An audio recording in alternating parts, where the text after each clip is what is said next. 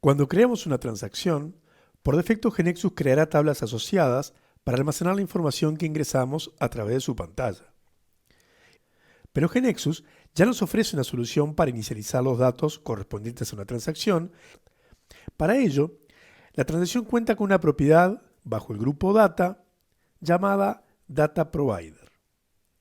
Veámoslo con la transacción Category.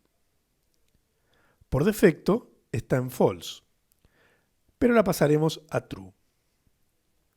Con esto le estamos diciendo que existirá un Data Provider asociado, y en esta nueva propiedad le informamos que lo usaremos para inicializar los datos de la tabla. Así, vemos al grabar que se creó un objeto del tipo Data Provider al que se llamó Category Data Provider. Además, si no hubiéramos tenido en True la propiedad Business Component de la transacción, la hubiera puesto en True, haciendo que se cree el Business Component asociado a la transacción. Si abrimos el Data Provider, podemos ver que ya nos ofrece el código para que simplemente completemos los datos de las categorías. Este código es prácticamente un calco del que hicimos antes manualmente, por lo que copiamos el código que habíamos escrito hacia el nuevo Data Provider. Con esto, ya hemos definido cómo el Data Provider asignará valores a las nuevas categorías que se crearán.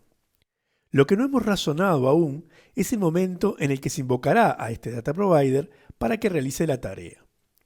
Si lo pensamos, el momento adecuado será cuando se crea la tabla en la base de datos.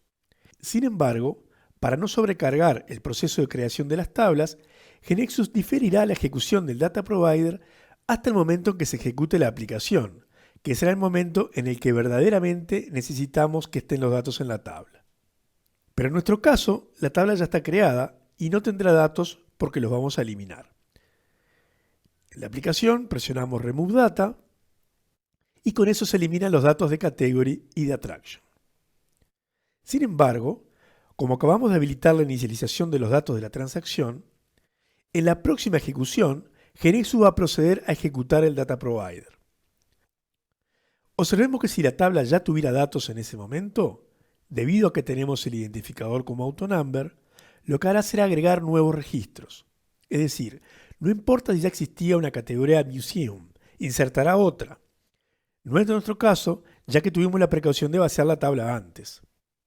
En cambio, si no fuera AutoNumber el identificador, tendríamos que indicar su valor para cada nuevo grupo del Data Provider. Y si ya existieran en la tabla registros con los valores que estamos agregando, se los actualizará. Es que al intentar hacer la inserción vía Business Component, encontrará la clave duplicada y allí lo que hace es un update. Por eso, en este ejemplo, cambiaría el valor del nombre de la categoría Museum por esta otra con muchas M's. Bien, para probar con datos la transacción Attraction, haremos lo mismo que hicimos antes con Category. Ejecutemos lo hecho hasta ahora. F5. Veamos que el listado de navegación informa que deberá correrse el programa de inicialización de la tabla Category y también de la tabla Attraction. Y vemos en la ejecución que efectivamente corrió esos programas y volvemos a tener datos en las tablas. Observemos los identificadores. Recordemos que son autonumerados. Ahora bien, si ahora o más adelante necesitamos modificar el Data Provider de inicialización, agregando, por ejemplo, una categoría que no habíamos contemplado inicialmente, al hacer F5, GeneXus se dará cuenta de que cambió el Data Provider y volverá a ejecutarlo.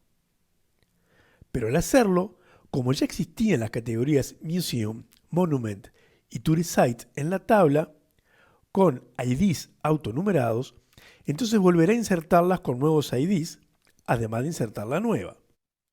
Tenemos una forma de evitarlo, creando un índice único para el nombre de la categoría, para que se chequee antes de insertar el registro que no esté repetido ese valor. No lo haremos aquí. Ejecutemos y borremos a mano los registros nuevos duplicados. Observemos que la transacción sigue funcionando en todo lo demás de manera estándar, es decir, seguiremos insertando, actualizando y eliminando sus datos a través de la pantalla como siempre. se ejecutarán sus reglas y se podrá utilizar el business component asociado como lo hemos hecho antes. Lo que hemos visto solamente afecta a la inicialización de sus datos. Pero si la transacción corresponde a información que no cambia con el tiempo, como por ejemplo los países, estados o departamentos de un país, parámetros de un sistema, etc., resulta innecesario que la transacción o el business component nos permita actualizar sus datos. Para asegurarnos que los datos no se modifiquen, configuramos la propiedad Update Policy en Read Only. Hasta aquí, el uso de la transacción corresponde más o menos al conocido, donde la transacción tiene su tabla asociada. Pero tenemos otros casos en los cuales los datos de la transacción se obtienen de otras fuentes, que pueden ser consultas complejas a la base de datos que incluya ir a buscar la información a varias tablas o consultas a otras bases de datos, etc. En este caso, la transacción no tendrá esa tabla asociada. El data provider es quien se encarga de obtener esos datos. Para especificar este uso, a la propiedad useTo le configuramos el valor retrieveData.